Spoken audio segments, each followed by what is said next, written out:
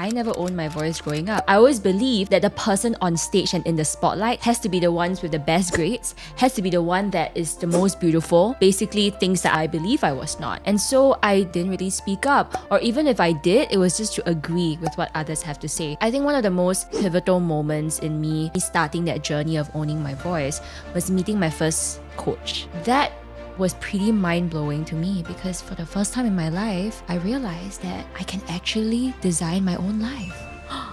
What? I can? Hey friends, welcome to the Creator in Progress podcast. I'm your host, Jamie Lim. Each episode will bring you inspiring stories and practical advice from both successful and budding creators and entrepreneurs on how they got to where they are today. Meet Rae, a dynamic force with a dream as vast as the sky, to become an Asian Oprah, and igniting empowerment worldwide through the profound act of owning one's voice. What do you want? What is it that you are good at? Instead of looking outward for inspiration, how can you look for inward revelation? With her own company and a captivating live talk show, Rae dedicates herself to helping empower everyone on the globe, one voice at a time. It's so important to ask yourself, what do I want to create? What do I stand for? And when you check in with yourself, the content you create would be authentic. Tune in as we discover the essence of realizing dreams and embracing authenticity on this episode. Enjoy the conversation. This episode is co-produced by Scape. I do ask this question to all my guests, right?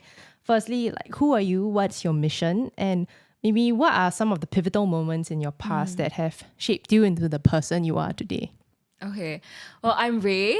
It's hard to give one title to what I do nowadays, but I'm a speaker, I'm a coach, I'm a talk show host. I've been an MC for the past 10 years, so a master of ceremonies. And I think I'm also a global citizen because I've been liking to travel recently a lot. So my mission is to create a world where everybody feels safe to speak up and own their voice. And I do so two ways. Number one, working with individuals, both entrepreneurs and corporate professionals, to help them unlock the power of their voice and to build radical self-trust so they can walk onto any stage, being able to speak with authentic confidence. And the second way is to go into organizations to help leaders create an own your voice culture. And to me, an own your voice culture is where anybody feels safe to speak up at work. There's psychological safety for them to speak up, no matter how old or young, how much experience they have in their workplace, their race, their culture, no matter who they are, they feel safe to speak up. And that is how I really hope to create a world where we can all own our voice. Because I truly believe that the largest untapped potential in the world is the human potential. And we all have a unique message to share. We all have a unique perspective that is colored by our unique experiences, culture. And it's really a pity when someone has something to say, but they are held back because they're afraid, or they're held back because they're not given the opportunity to at work. And that's why I help people own their voice. And I guess, I was reading through I was looking at you on LinkedIn, let's just say. And I think the part you mentioned, I founded Own Your Voice because I didn't value my voice growing up, right? I scored average grades from average schools. I avoided looking into the mirror because I couldn't stand how I looked. I think I really resonated with that because me growing up, same thing, right? Average grades, could never do well in school. I was also a fat kid growing up. So I also had a lot of these body issues. And till today, sometimes it still plagues me, right? Especially with social media, where there's always this impossible standard and very unreal standard, very curated standard of how someone should look like or how success should be. It's so easy to compare. Yeah. And what you said is true, right? It was on my LinkedIn.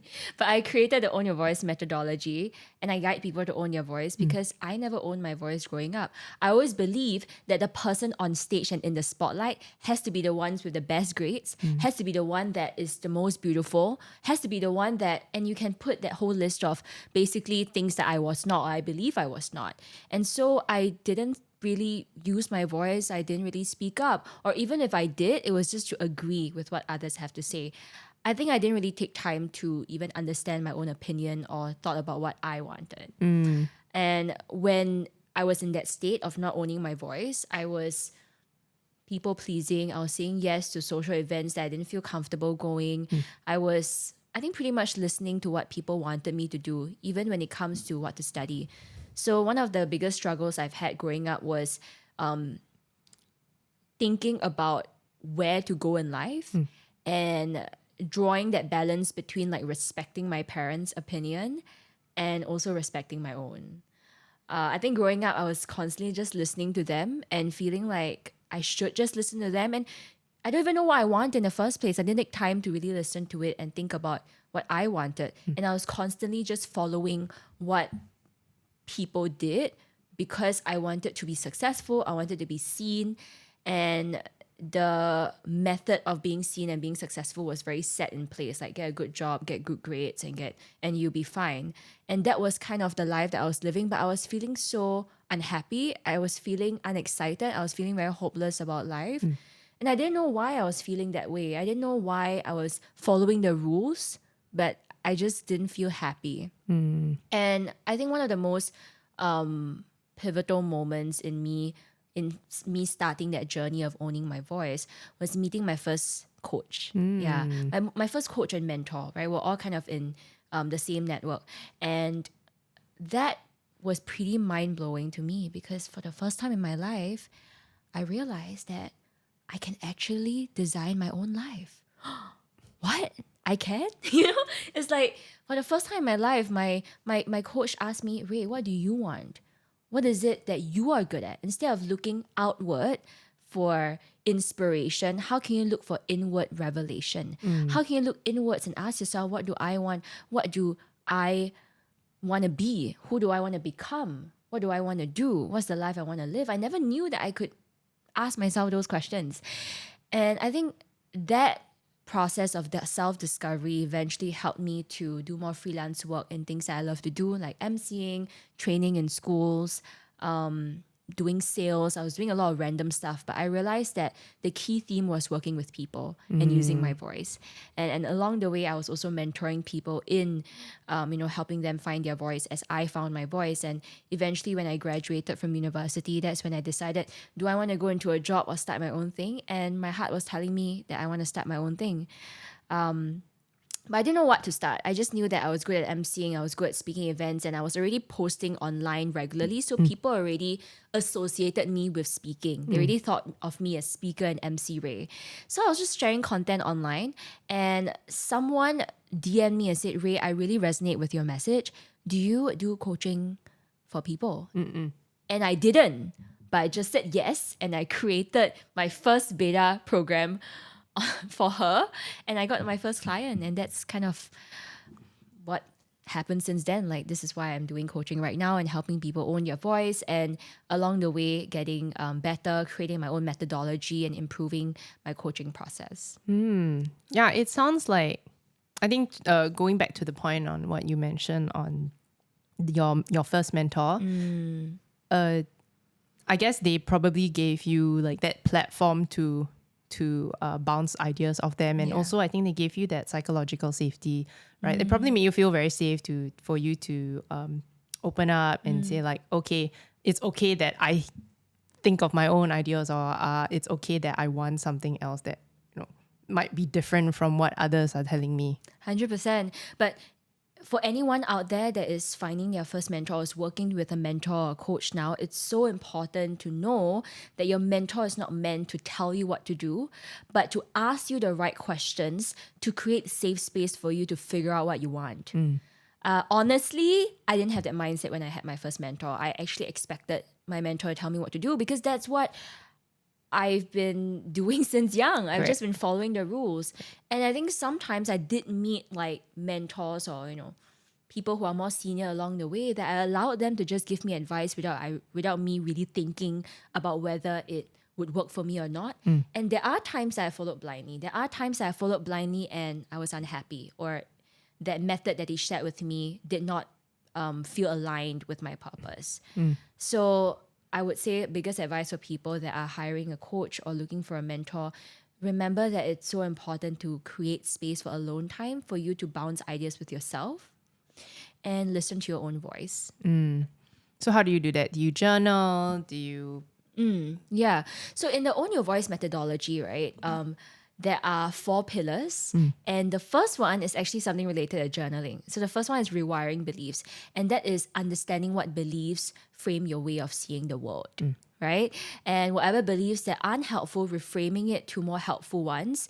But basically, is to be more aware of what influences your decisions, your actions, the people that you're surrounding yourself with. So journaling was one very, very helpful thing that I did and I'm still doing right now.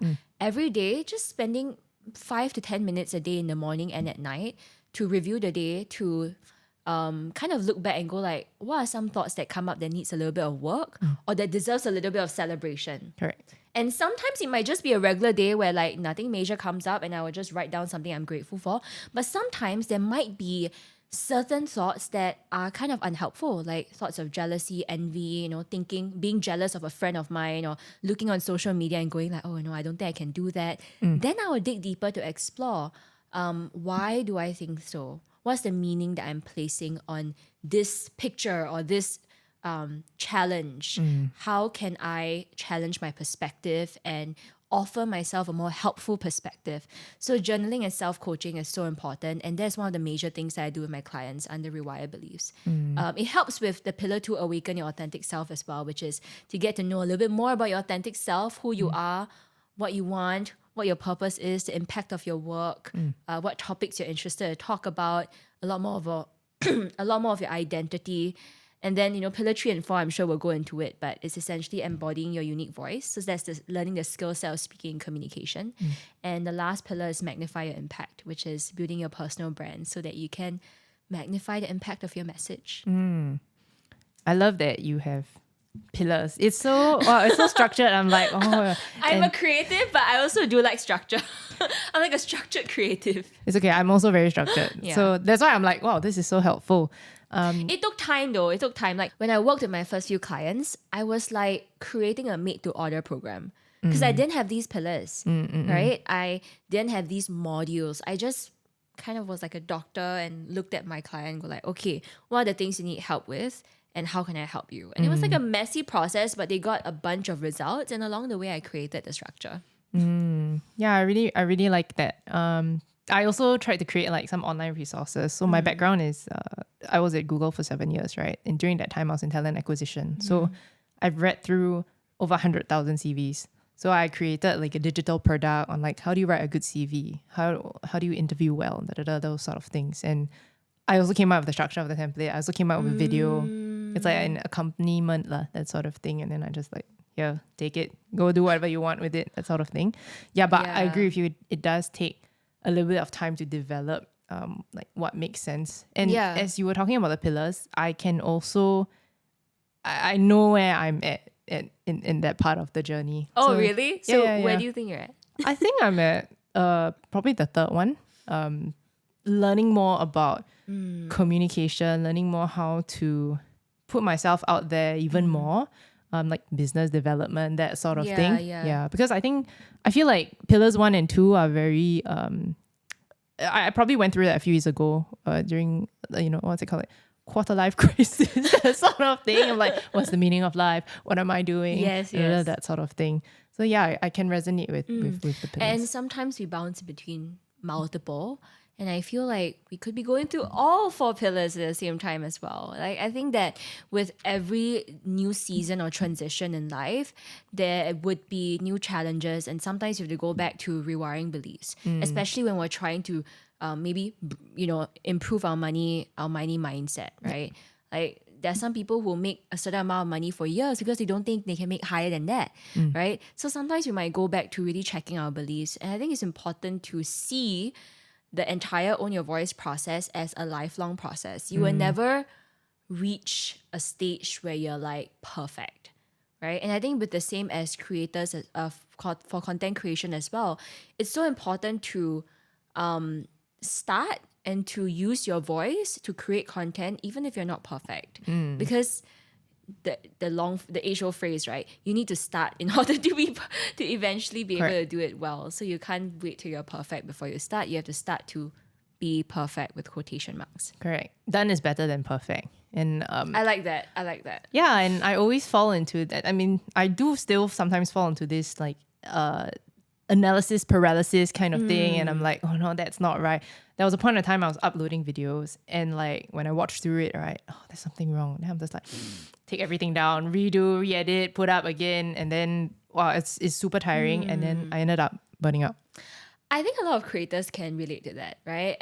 And many people who are perfectionists as well, maybe even non-creators.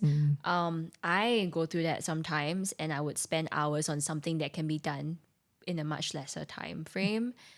The one question that grounds me is I ask myself, what's my intention behind putting this out? And I think that always brings me back to the main purpose. So if I ask myself, what's the intention of putting this out? Oh, I want to share this story to help people. I want to share this story to help them see that it's possible to design your dream life, whatever the intention of that specific post is. And when I go back to that, then I ask myself, okay, does this post already do that? Or do I really need to spend another hour on it? The message is already there. So then I'll put it out even if it's not quote unquote perfect, because it will never be. So I think it's always good to go back to intention for creators out there that are creating and who are a little bit of perfectionists. Yeah, actually it's true. I mean, when I look at I watch your content, I really enjoy the message behind it. I think it's very thoughtful and very like life lesson kind of thing, which is kind of like what I'm going for with my content also. Just, I guess, a different way lah, right? Yeah, but, I'm trying to throw in more personality though. I'm going to like think of ways to do that.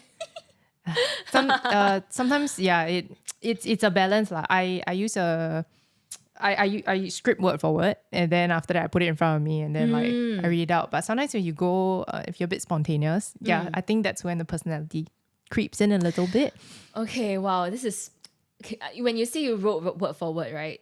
I mean, I just want to share a quick tip, if you don't mind. I just taught this yesterday to a team on how to speak. I talked about how to speak with authentic confidence. And writing a script word for word is actually the worst way to prepare for any presentation because it's going to cripple you. Yeah. So what should be done is you write in point form and you have a framework to sort of categorize your ideas. So you're able to still refer to a framework, but be able to be spontaneous around it. Whereas if you have a script, if you miss one section, you're more likely to kind of like forget everything else because it's all in one chunk. Yeah, I learned this through hosting events for the past 10 years because I have to refer to a script because I can't remember like people's names and stuff like that, right? Yeah. But when I wrote word for word, if I want to find someone's name, I need to take longer to scan. Yes. But if I do point form, I already know. It's like I already know where I put that thing. It's like you know where you put the stove in your house, or like wait, the stove is the wrong one. You know where you put the spoons in your house, or the soft toys in your house, right? So it's kind of categorizing it, and that's one way to create better content and produce a better script so that it can aid you instead of cripple you.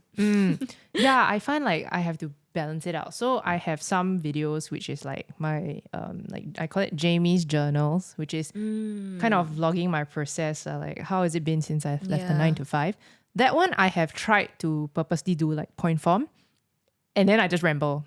But the thing is that when it comes to editing, it's so much longer. Yeah. So on the flip side, when I do those videos where I'm like, you know, it's there's a story, there's a hook, there's that sort of thing. That one I script word for word, and it's much faster during the editing thing. So I try to do a balance of both because with the point form, I practice. I end up practicing talking to the camera, really being myself. And then yes, it's true, the whole spontaneity of it does come in. Sometimes my dog jumps in the frame and I'll be like, you know, and I think that's what viewers like to see, like going back to being very authentic, being yourself. That's what people really resonate with. Authenticity is important, but I think that we don't want to ignore the importance of practice too, and improving our delivery, because rambling, even though it might be authentic, might not actually create a good impact.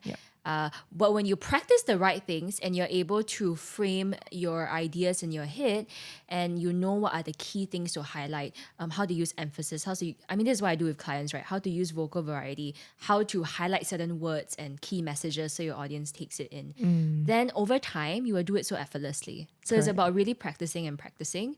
Start with rambling, start with putting yourself out there.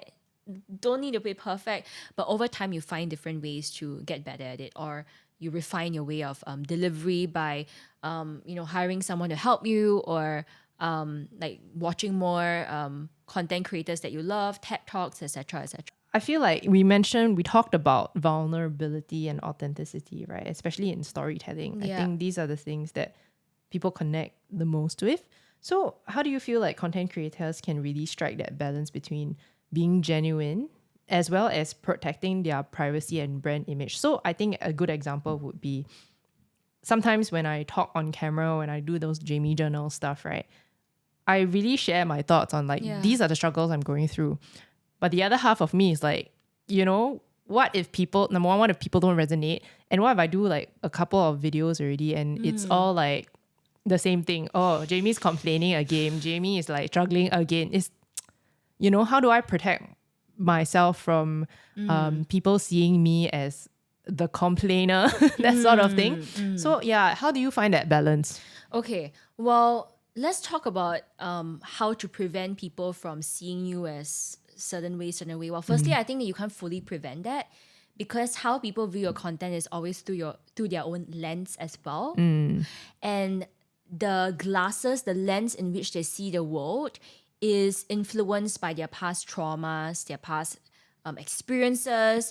Maybe that, they have a past teacher that looks like you and that teacher traumatized them. There are things that you'll never know why they might have something against you. And that's something you can never fully control. So I think it's important to acknowledge that sometimes when people judge or see things the wrong way, it could be nobody's fault, but it could be their past traumas and influences and nothing to do with you.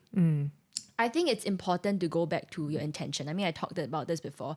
If your intention to put a message out there is to help, to contribute, like truly, and you have done your inner work to remove any resentment, any victim mentality, any upset, then the content that you put out is more likely to actually help and less likely to sound rambly and complainy. The reason why some content might come forth as complainy, even though the person is saying that, oh, I'm authentic, but it sounds kind of ranty and complainy, is because there's a lot of unresolved resentment.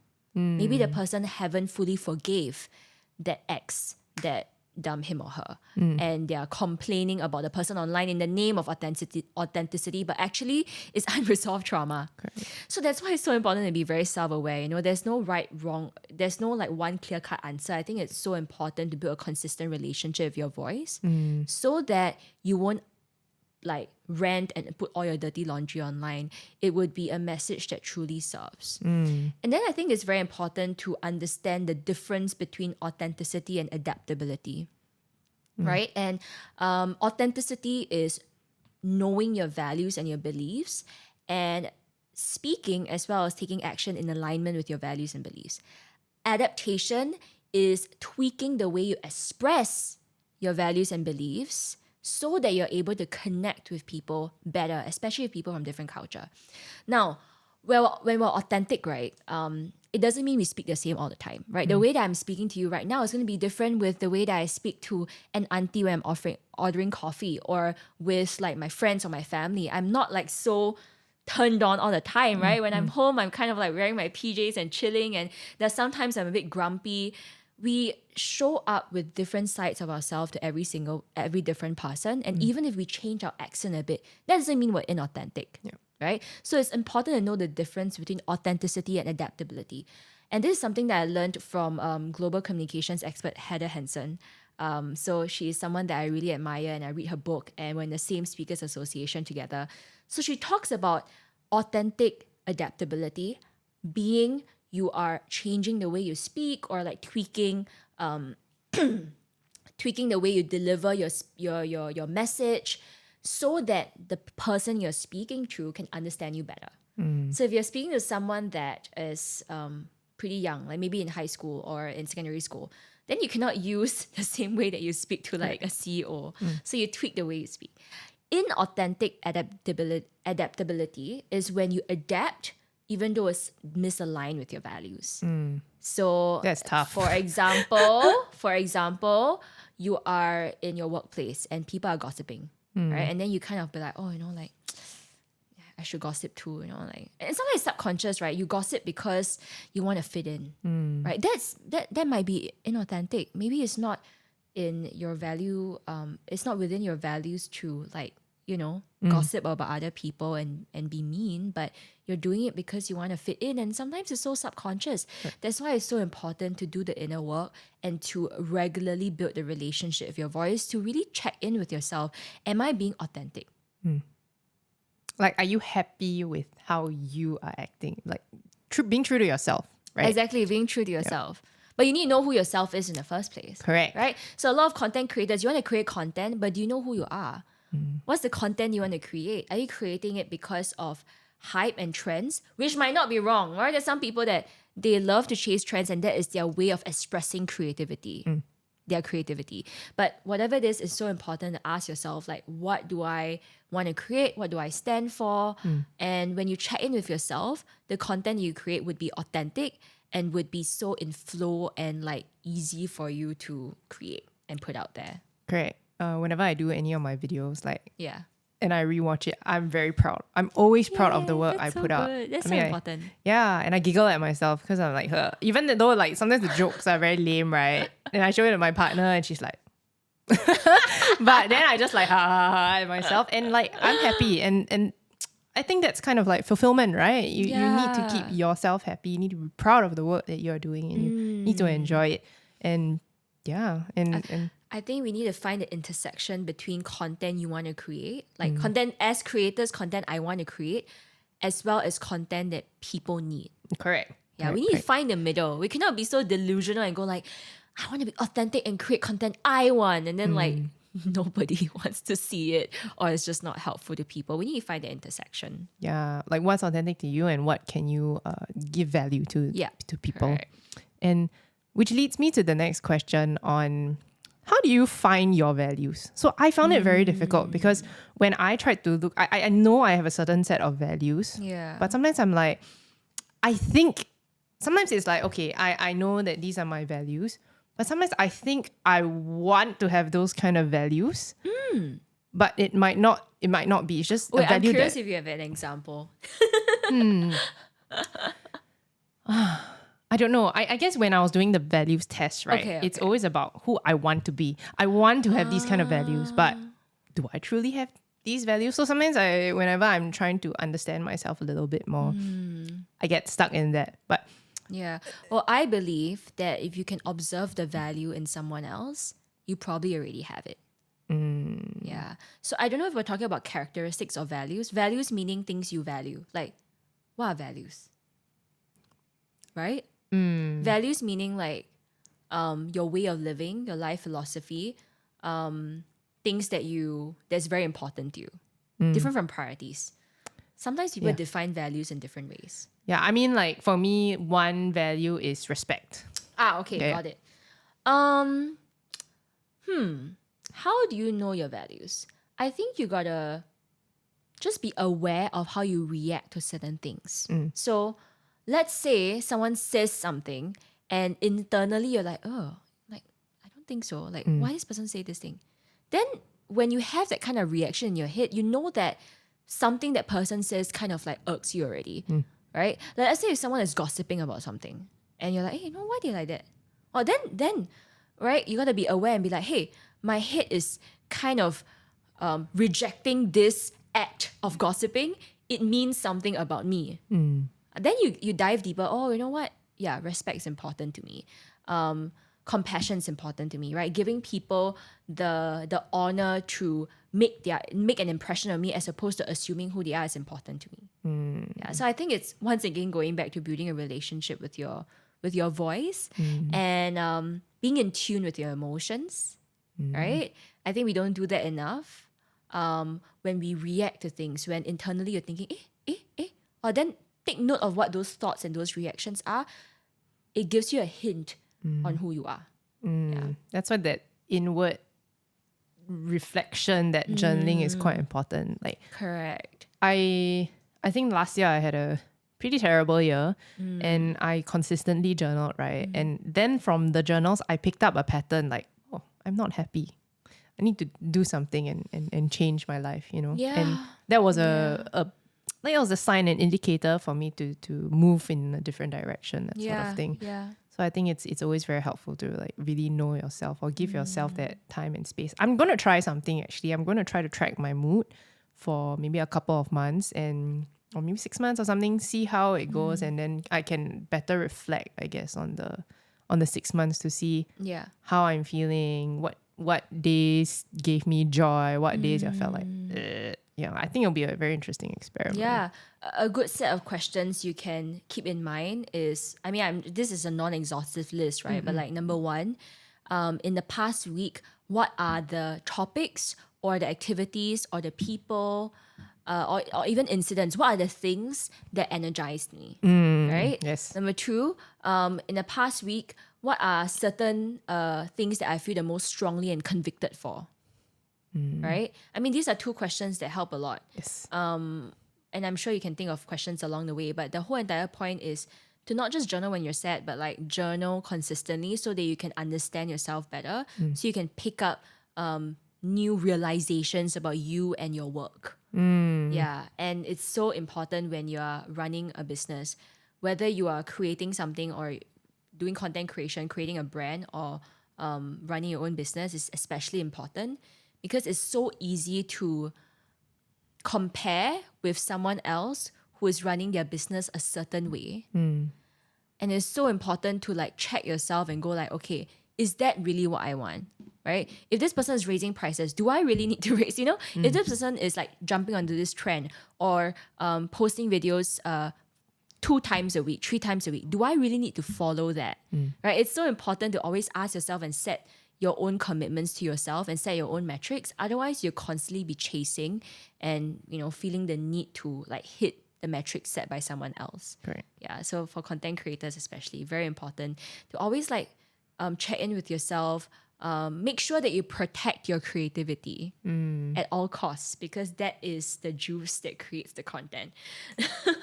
Agree. I really try to outsource some things that are too time consuming.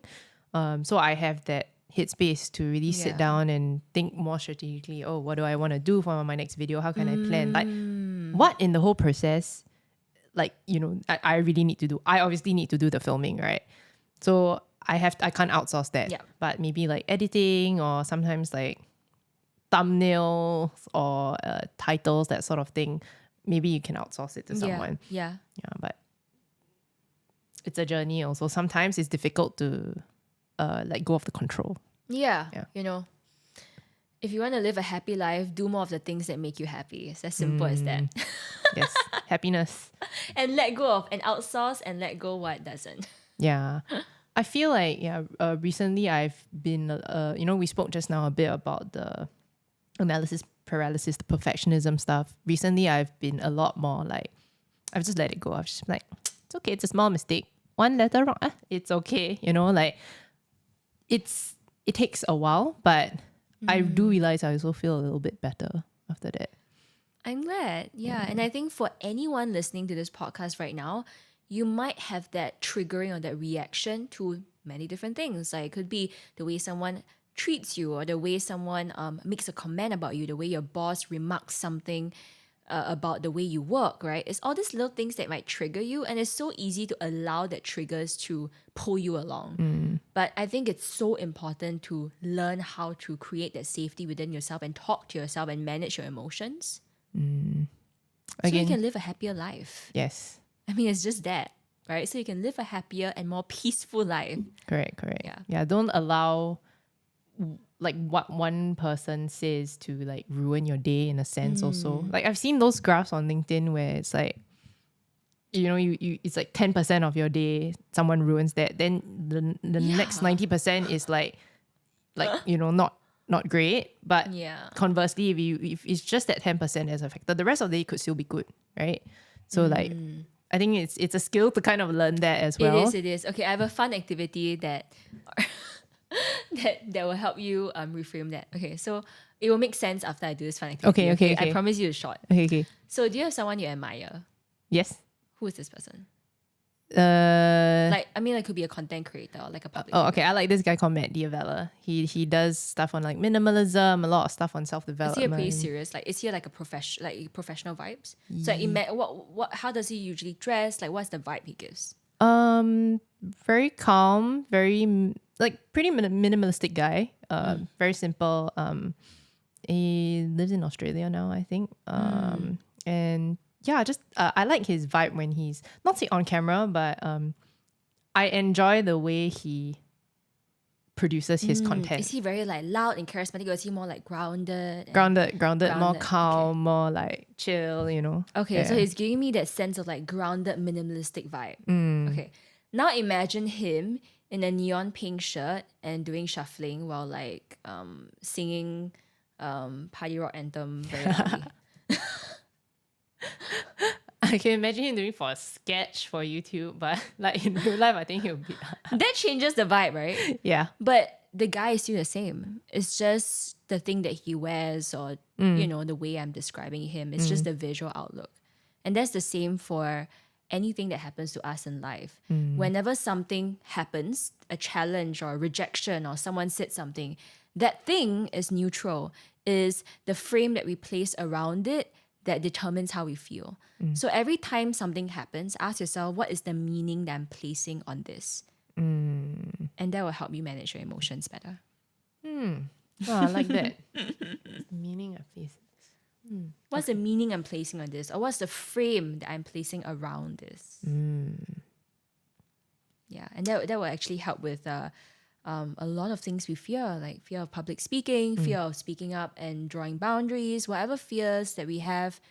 What's the real fear? What's the frame that we're putting around the thing, the action? Like public speaking is neutral, but what exactly are you, what meaning are you giving around public speaking that's making you fear? Right? And when we explore that, we get curious about our beliefs. That's where we understand ourselves better, and that's where we manage our emotions better. I'm gonna try that. The next time something like Yeah, up, something that I'm triggers definitely you. gonna try You that. get better over time. Okay. And I guess jumping on to the next question, right? A lot of content creators, they have a lot of good ideas, but I think they struggle with articulating them effectively, myself included.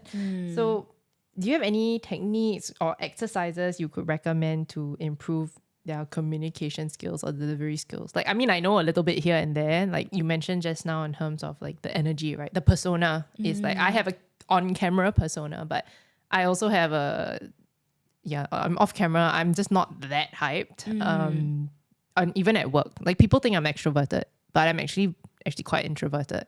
So do you have any, I guess, I don't know, do you have any exercises that you can share? Sure. Well, firstly, I think for content creators that are listening to this right now, if there's anything preventing you from showing up as the best self that you want to show on camera, it's good to ask yourself why, or like find out what's the real reason, because for everybody is different. That's why when I work with my coaches, there's always a process of deep diving to understand what's holding them back or what's preventing them from speaking up as their best, most authentic self, right? So that's just a pretext, right? It's important to know the reason why you might not be showing up as confidently or as effectively or as authentically. And that's why, I dive deeper and I have discovery calls with potential clients to find out what's the real cause of not showing up 100%. But if I were to give like quick tips that work for everybody, number one is using the power of visualization of how you show up, right? So I think the mistake that most of us make is that when we practice our presentation or our script for a YouTube video, we are practicing by looking at our script and internalizing, trying to memorize by reading it over and over again in our head. I don't know if that resonates with you, right? Sometimes we do that. But what happens is that we're just memorizing the content, but not the actual delivery. How will you say it? How will you, how would you present it? How will your face be? How would your voice be like? How will your hand gestures be like? Right? Because communication is not just the actual message, but is how you look, right? And how you present it, and whether your facial expressions and your vocals match the emotion you're trying to express within that message. But we miss out all of that. We only focus on the actual content. So it's so important to visualize how you want to present a message, right? Maybe do a pre-recording and look at your face or look in the mirror, or just practice in front of a mirror, but you need to visualize how it's like. And you need to also like prepare your state of mind, everything. Like visualize how you're going to stand on stage, how you're going to be in front of the camera, everything. So that's the first step. The second tip would be having a framework in sharing your message, especially if it's impromptu, right? So we can always have a script, but let's say if you think of something you want to say on the spot, how do you frame it better? An easy framework you can use is the PREP framework, point, reason, example, point. So that prevents you from rambling and it helps you stay on track with the message. Even in the corporate world, before I interview, I will say it out loud, and it's a thing, practice. It really, really helps. Like from the point where I realized where I was just looking at the script and going like and to the point where I sat down and I read out what I had prepared, it really does make a difference. And I was surprised that it made a difference. Yeah.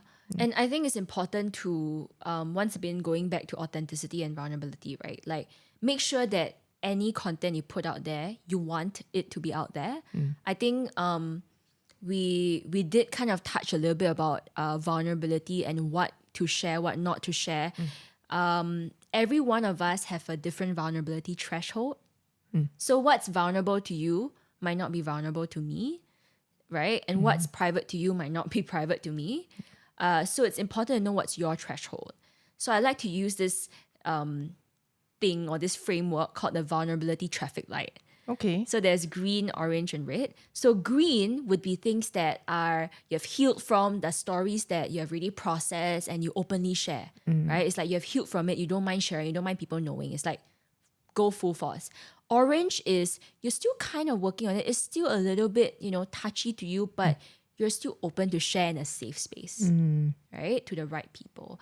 Red is like totally out of bounds. You only share it with people that are closest to you to process those emotions, whether it's your partner, your friend, your family, your therapist, but it's not something that you want on the internet.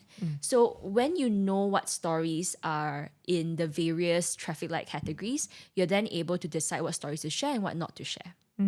I really like this example. It's so clear. It's structured again. I love structure.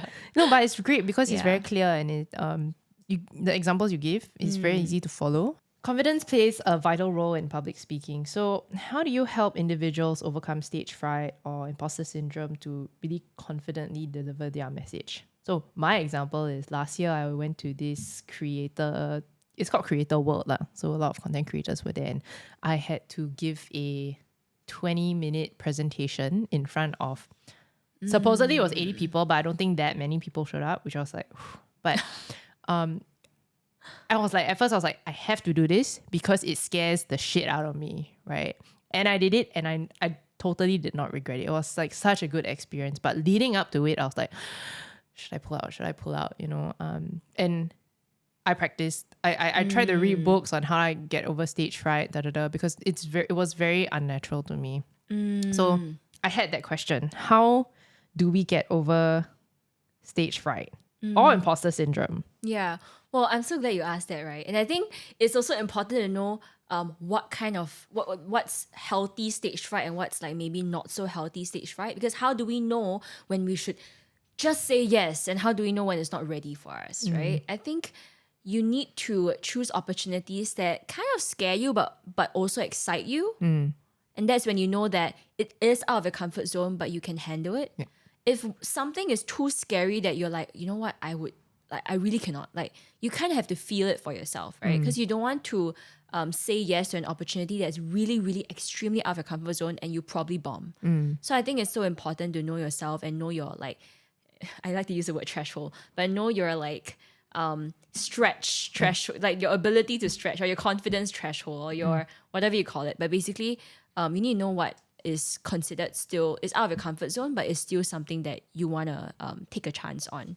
So, but I'm glad that you did that and you did not regret it. And it's important that we talk about how do you get over stage fright and imposter syndrome, because a lot of people, when they want to get better at speaking, they think, okay, to improve my confidence and to get over imposter syndrome, I just need to practice more, or I just need to learn more public speaking skills.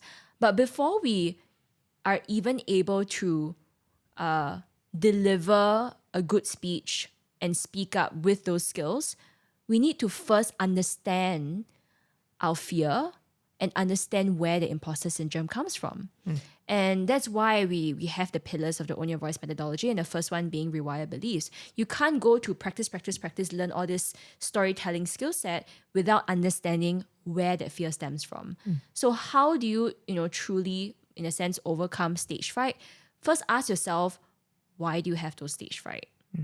Right? So most of the time after working with clients from all walks of life, I've realized that people usually have stage fright or imposter syndrome because, number one, they don't believe that they maybe have a fear of failure or fear of judgment, right? So there's fear of failure, fear of judgment, or maybe something has happened in the past where they have spoke and they failed, and that incident kind of is left in their brain and holding them back. The second reason would be they don't know what to speak about, right? Or they don't think that whatever they want to say has value or has enough value.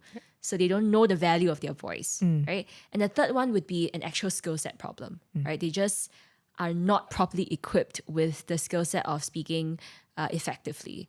So when you know which is the real fear, you're then able to tackle the right thing. Right? Because if your imposter syndrome is a mental, is an emotional, it is a past fear that's holding you back kind of thing, then learning and going for more courses might not necessarily help. So a good question to ask you is this. When you think of that public speaking thing you want to do, what are the thoughts that come up? Right? Observe those thoughts, journal them down. Right? You want to capture those thoughts because those thoughts will be a hint on what's the actual problem you're trying to solve. So when you write down all those thoughts, you then ask yourself, okay, what is the real fear here? Right? And then journal more. And when you have the real fear, you can then solve the root problem. Right? So if, let's say your root problem is you think you're not experienced enough. I think maybe that's a common one. I don't have enough experience. There's so many creators out there, they know more than me. Okay. Well, what we need to find out is what is the unique thing you can offer that someone else can't. And the reality is that each and every one of us already has something that's unique to offer because we have our unique perspective that nobody else has. Even if it's on the same thing, content creation or speaking or a topic that people have talked about many times, you have a unique story, a unique angle, a unique opinion, a unique perspective that nobody else has. And it's all about sitting down, having someone guide you through or finding a framework where you can distill your unique stories. You can write down your unique thought leadership. You can write down your unique perspective and opinions and ideas and develop this body of work that is uniquely yours so that when you are put beside people who are quote unquote more experienced, you will know you have something of worthy to offer. You have something of value to offer because you have seen for yourself how unique you are, right? And that is why every time I work with clients, right, I always need to help them see the value that they have to offer, right? I had this one client who she wanted to speak. She wants to speak confidently and show up confidently on camera, and she is a holistic fitness, wellness. Now she's moving into also manifestation, but basically she's a body freedom coach lah. She helps people, lose weight, but also like love their bodies and live more authentically. So when I was talking to her, I felt like there was this like fake veneer of confidence. And as we dug deeper, we realized that she was having this fake confidence because she actually isn't truly confident and she hasn't acknowledged the value of her voice yet. And the reason is because, back then, this was like 2 years ago, she was kind of healing from a divorce as well as like a couple of really toxic relationships.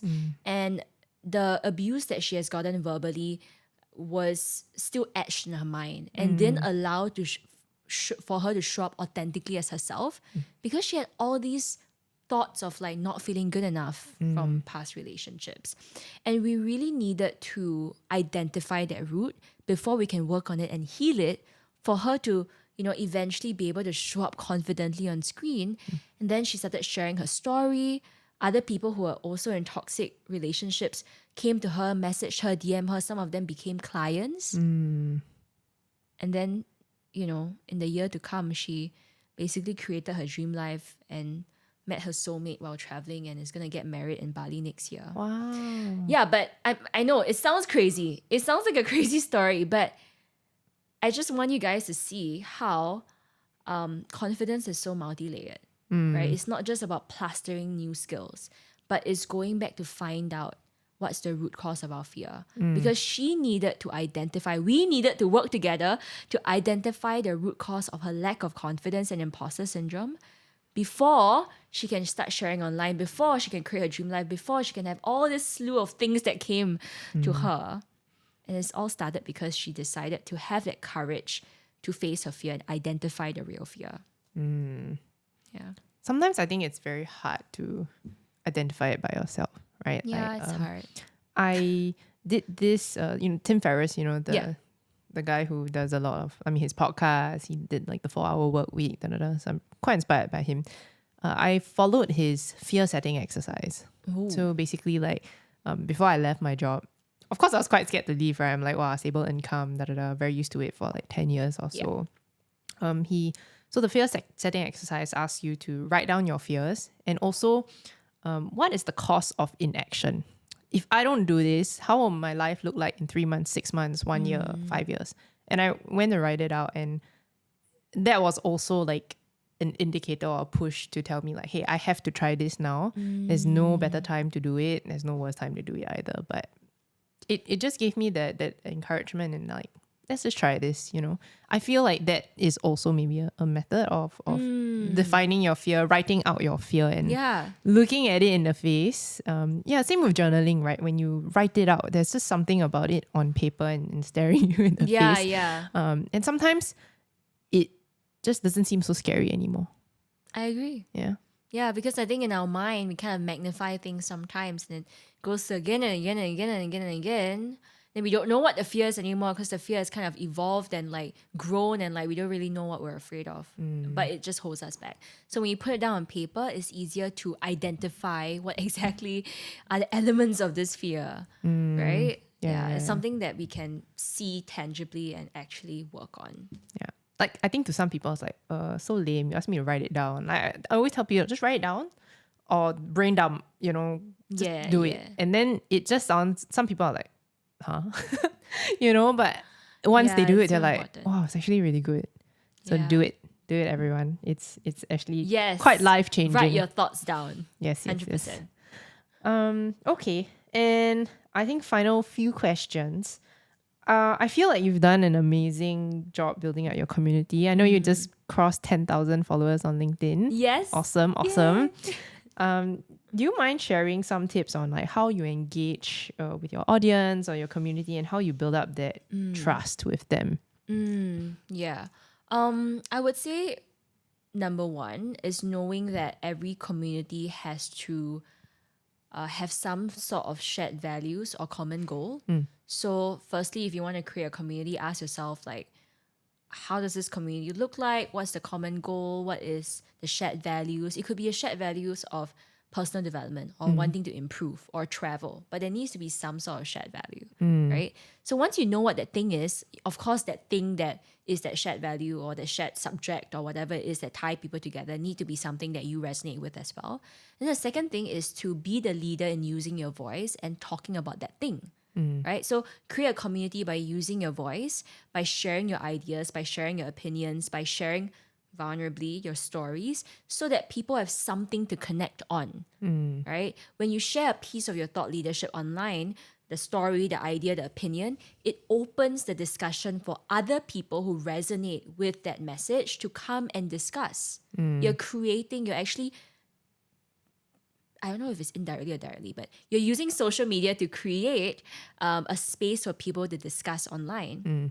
And that's where you draw community members, right? And you're building trust by building a relationship with them first, right? Because relationships is through exchange of ideas, is through the safe space created, is through consistent exchange of ideas.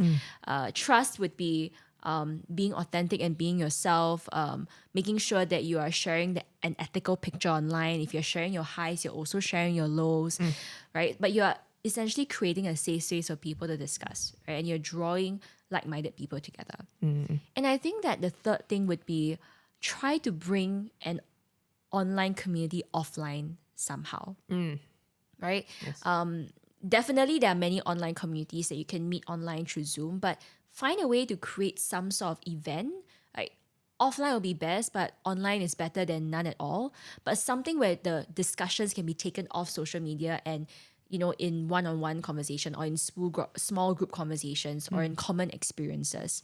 Because that's where trust is truly built, when there is an unplanned exchange of connection. Right? Social media is so curated and sometimes very planned, but when you are hanging out in the same space and you're just having conversation flow just like that and it's unplanned, I feel like that's where connection and trust is formed over time. I like that, the offline thing. Yeah, because I think for me, right, like I feel like, I mean, number one, I haven't really like put my head into like, I'm going to build a community. Because for me now, I'm just like, let's just churn out lots of content, But I feel like it's very important to build community. And somehow I feel like I struggle with that piece because of like the commitment to engage, like even with connecting online, sometimes it's a bit tough. Like for me, I guess. think maybe it's also important to like define or like redefine how a community looks like to you. I was having this conversation with someone who wants to build a community, but also was saying how it takes so much effort to upkeep. You need to come up with new events, new ideas. Well, maybe you need to, at this point in time, redefine what a community looks like to you, right? And how active is it? Like, what is the details of it?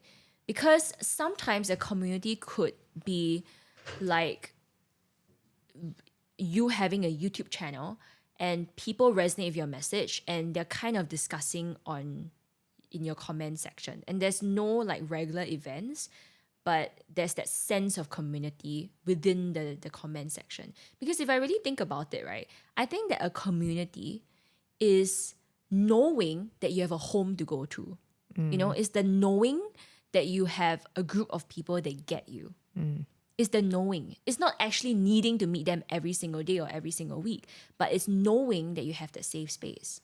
And that safe space for your audience could be the YouTube comment section. It might not need to be like a Facebook group where you have to post ideas every day. But maybe for now, when you don't have enough time, it's to simply put out authentic content and encourage discourse within the comments.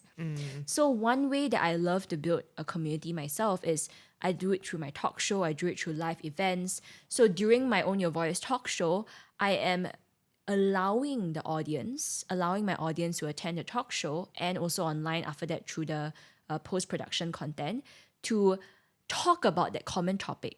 And I create a safe space and a common understanding that we all have our own unique ideas and nobody's right or wrong. I'm not even right. It's just my point of view.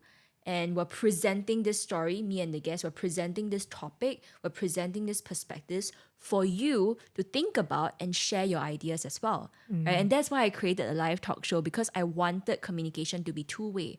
I wanted the audience to be able to take the mic and ask their question. And by asking the question, they're showing others that you can ask your question as well. That's okay to ask a question and talk about something, even though you haven't fully thought about it or prepared your thoughts about it and have it all figured out. It's okay to say what is on your mind as long as you're doing it with the intention to maintain that safe space, to learn and not to, purposely fight, obviously.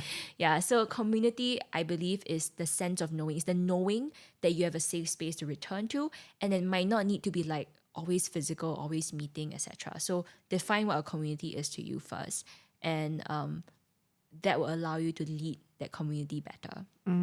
So I'm curious to know, what is your definition of like your current community? Like what? Yeah, I feel like my community all actually is connected with the shared goal of wanting to own your voice.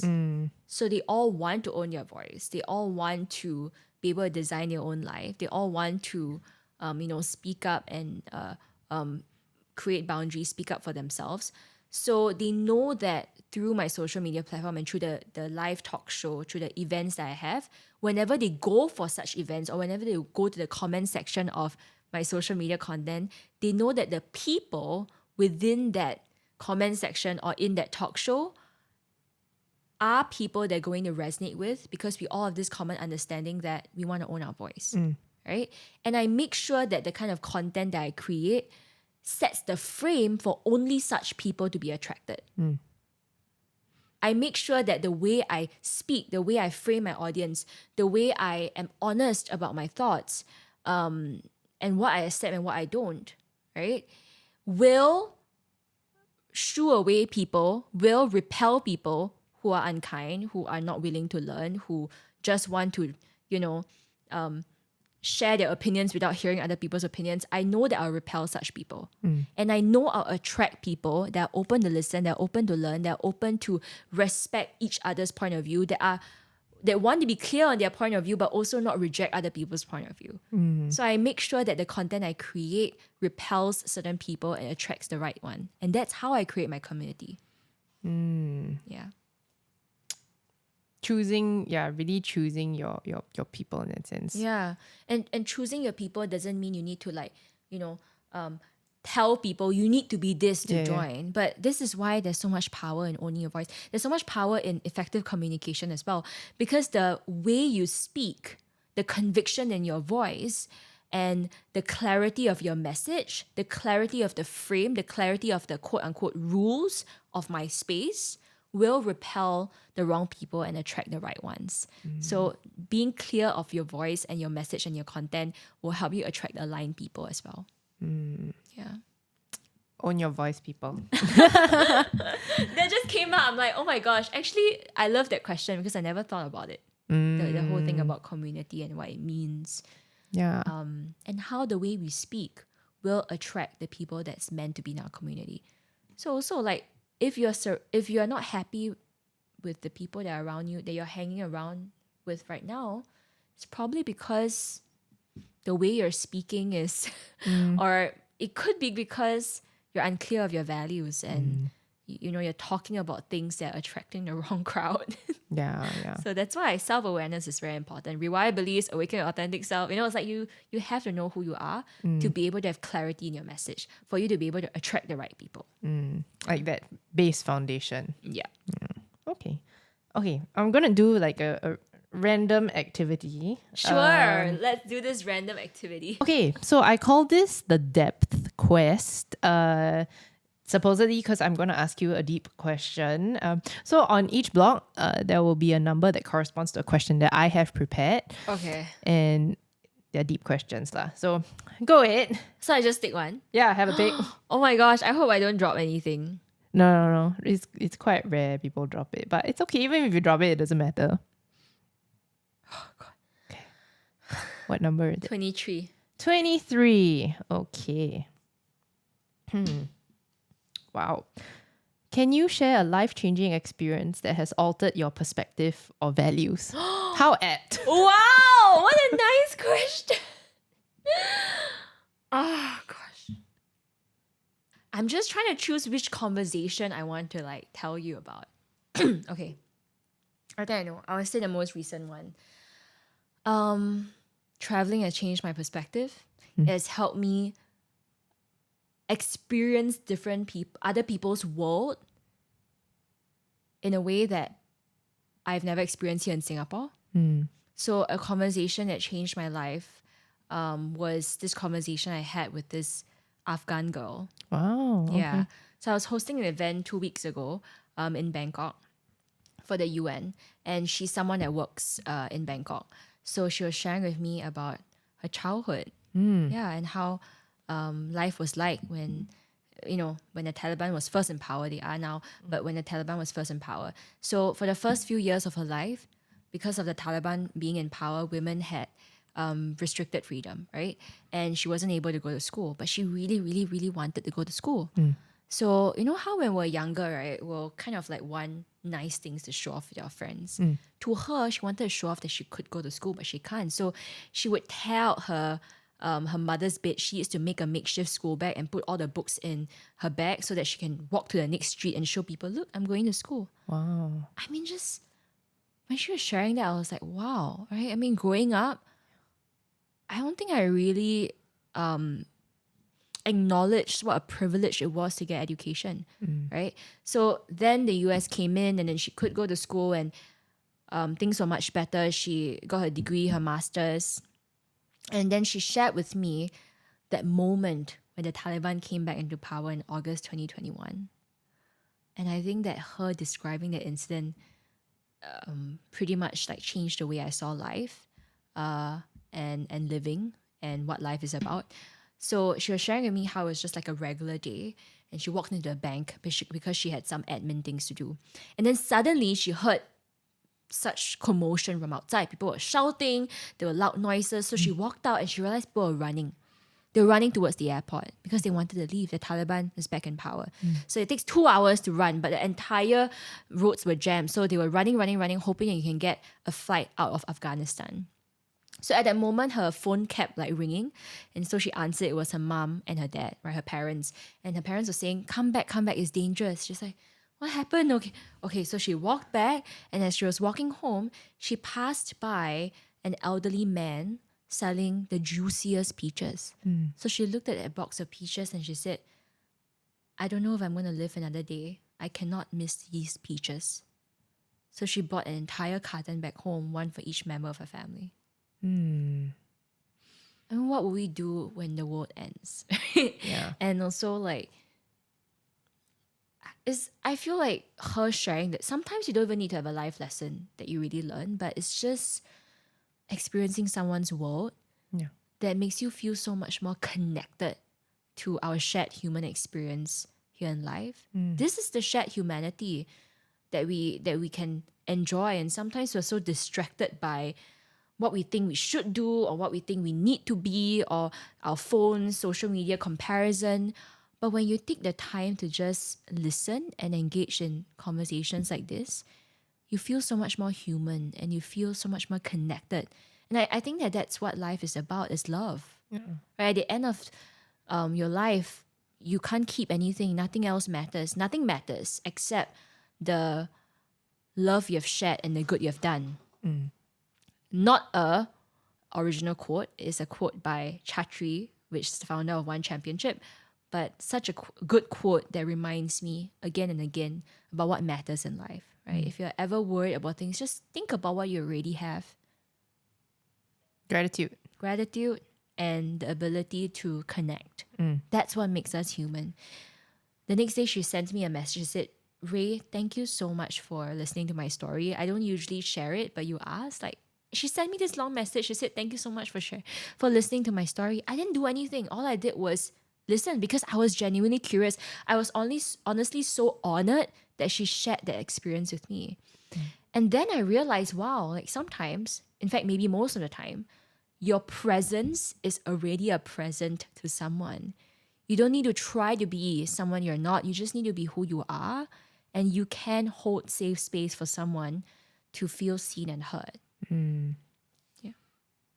Thank you for sharing that with me. You're welcome. Yeah, that was such a I can't even find the word to describe it. That's why I told her. I said, I don't even know how to respond. She said, no, I know. Like, and this is just 2% of it. I say, I don't even know what to say, but thanks so much for sharing. You don't need to know what to say all the time. Yeah. You just need to experience. Like, life is about experiencing fully. Not just the highs, but the highs, the lows, the in between. And that was an experience. Truly life change, like perspective shift. Yeah. But I do think a lot about, I don't think a lot about it, but sometimes I think about death and what is my life, what am I going to do with my life? What am I going to show for it? And I think I also spoke about this before in terms of what kind of person do I want to be remembered as. Like that person who like did super well in the office, always like, very productive, helped sales by 30%. Or do I want to be remembered as someone who was kind, who listened, who was a good partner, a good daughter, right? I really much rather that second piece. Yeah. I mean, people don't, at the end of the day, people don't remember what you said or done. They remember how you made them feel, right? Yeah. And that's how I try to live. Like, I always believe in being very, like, just be a nice human being, be kind, be empathetic, because everyone around the world deserves that. Yes. So if you're listening and you're struggling with anything right now and it's been so hard for you and you're just feeling like you need to hustle, you need to do this, you need to do that, just pause for a while and ask yourself, what truly matters? What truly matters? And are you placing enough focus on what truly matters? Last question. Honestly, just like final thoughts and just closing out. Oh, I love that question. I love this question. What advice would you give to someone who aspires to follow in your footsteps and become a successful speaker, coach, and business owner? Well, listen to this podcast again. Okay. Start building a relationship with your voice. Schedule an alone time. Make sure it's a non-negotiable. No matter how busy you are, go to your calendar right now, choose a day, even if it's half a day, and block it off. Make sure nobody can book it. Spend time with your voice. If you want people to listen to you, you need to listen to yourself first. So take time to listen to your own inner voice. Build that relationship with yourself. That is the foundation to any good speaker. And as a business owner, any tips on that? I'm trying to build up my own business now, so I'm also very curious. I mean, that tip still is the same. I can share more, but like that is the most important, because just now I mentioned, along the podcast, I talked about how we'll have mentors, and people are going to have their own advice on what you should or should not do. Always remember that any advice you get from another business person, another mentor, even in you're working in the office and you're getting a piece of advice from a senior executive that's 30 years older than you, just remember that the advice that they give is based off their own lived experiences and is based off their reality. Always go back to your voice. Always go back and ask yourself, does this apply to me? Does this match the life that I want to live and the kind of success that I want to achieve? It's so important to always build a relationship with your voice, because that will help you listen to the right things, take the right advice, make the decisions that align to you, as opposed to follow what someone else has to say. That's the most important. Techniques will come, right? Techniques will come, but always go back to what you want and who you are and what you want to build. What kind of business do you want to run? Right? I think that's so important to go back and listen to that voice telling you the business you want to run. Because there's going to be so many tips. There's so many business gurus that's telling you to do this, do that, try this marketing method. You need to get on email marketing or else you're failing, And a lot of content out there is very strong. It's very